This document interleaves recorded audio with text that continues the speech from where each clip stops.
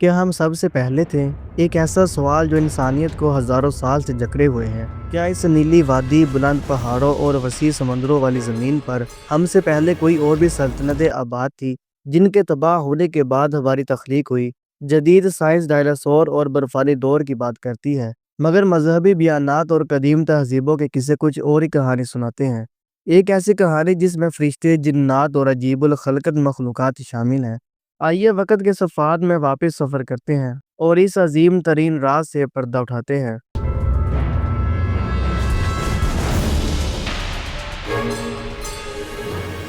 ناظرین، ایک لمحے کے لیے سوچیں، جب آپ کسی ویران سنسان عمارت میں داخل ہوتے ہیں تو سب سے پہلا خیال ذہن میں کیا آتا ہے؟ یہاں پہلے کون رہتا تھا؟ یہاں کیا ہوا تھا؟ یہی فطری تجسس ہماری اپنی زمین کے بارے میں ہے۔ ہم ایک ایسی دنیا میں پیدا ہوئے ہیں جہاں سب کچھ پہلے سے موجود تھا۔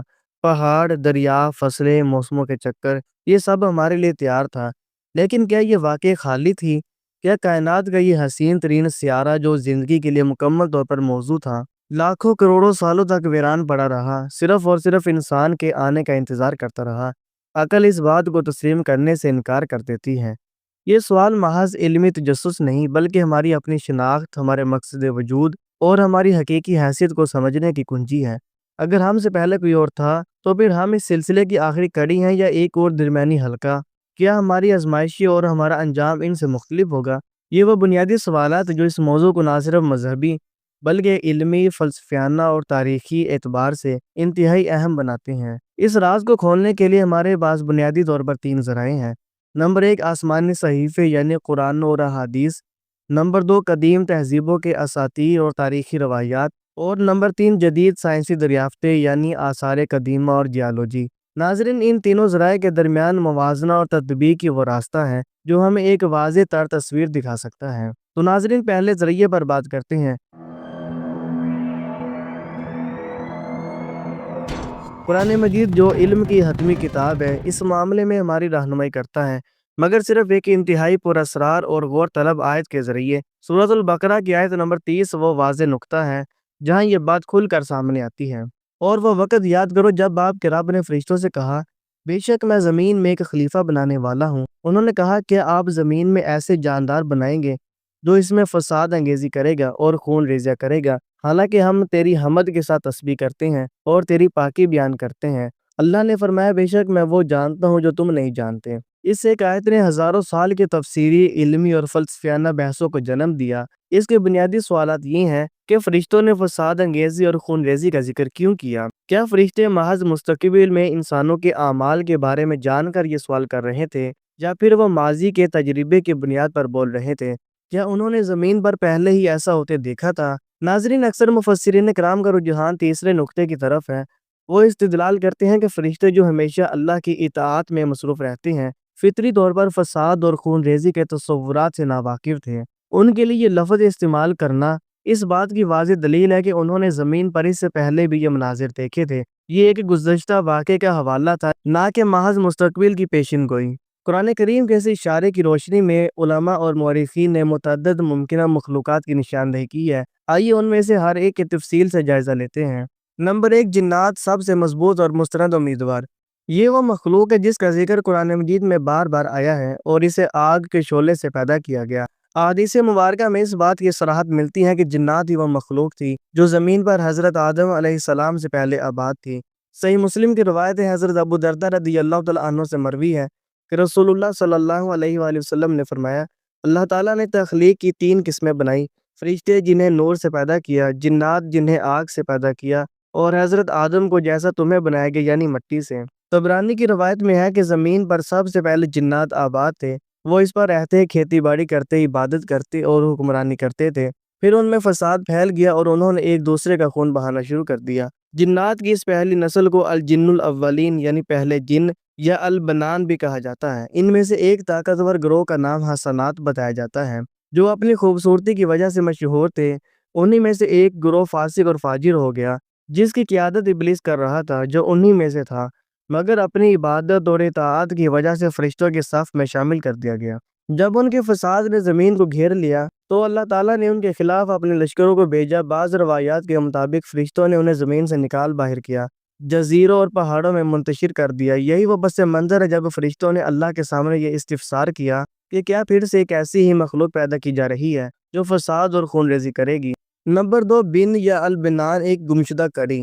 بعض قدیم مفسرین جیسے امام ابن جریر طبری البنان نامی ایک مخلوق کا ذکر کرتے ہیں۔ ان کے مطابق یہ جنات سے بھی پہلے کی مخلوق تھی جو زمین پر رہتی تھی۔ ان کا جسم بہت بڑا اور طاقتور تھا۔ انہوں نے بھی زمین میں فساد مچا رکھا تھا جس کی پاداش میں اللہ نے انہیں ہلاک کر دیا۔ ان کے فوسلز یعنی باقیات سے ڈائناسور کے جیواشم ہے۔ یہ ایک ایسی دلیل ہے جو جدید سائنس اور قدیم روایات کے درمیان ایک ممکنہ ربط قائم کرتی ہیں۔ نمبر 3، نیانڈرتھیل اور ہومو ایکٹس، کہ یہی وہ مخلوقات تھیں۔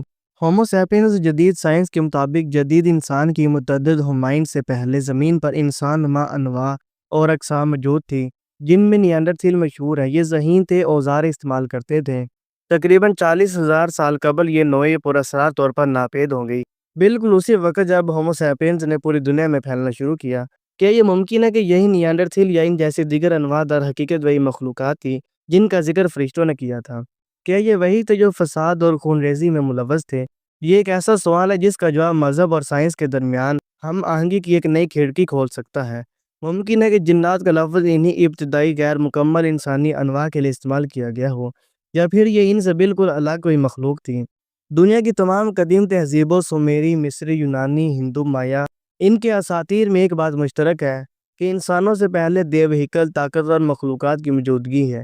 سومیری اساطیر میں اناکوکی کا ذکر ہے۔ ان میں آسمانی مخلوقات تھی جنہوں نے زمین پر آ کر انسان کو لگیگی نامی تخلیق کیا۔ ان کے مطابق انسانوں سے پہلے مخلوق تھی جو کام کرتی تھی مگر بعد میں بغاوت کر گئی۔ ٹائٹنز دیو ہیکل کی کہانی مشہور ہے۔ یونانی اساطیر سے پہلے اولمپیئنز طاقتور مخلوقات جو دیوتاؤں کی جیل میں ٹائٹانس حکمران تھے انہیں شکست دے کر ڈال دیا گیا۔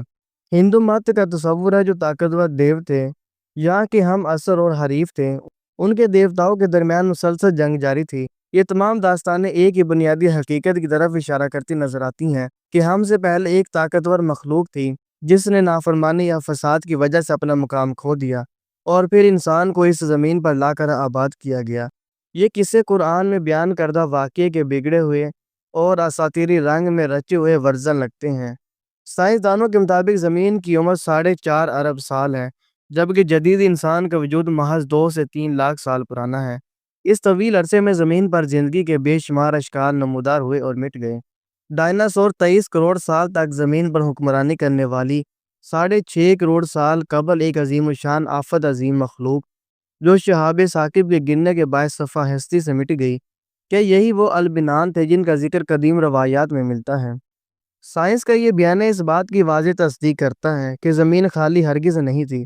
یہ ہمیشہ سے زندگی سے بھرپور رہی اور انواع کے ظہور و ارتقاء کا ایک طویل سلسلہ رہا۔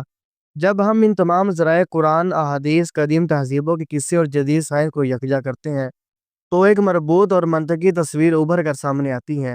زمین پر سب سے پہلے جنات کی ایک نسل آباد ہوئی۔ یہ نادیدہ مخلوق جو آگ سے بنی تھی زمین پر رہتی، اسے آباد کرتی اور اللہ کی عبادت بھی کرتی تھی۔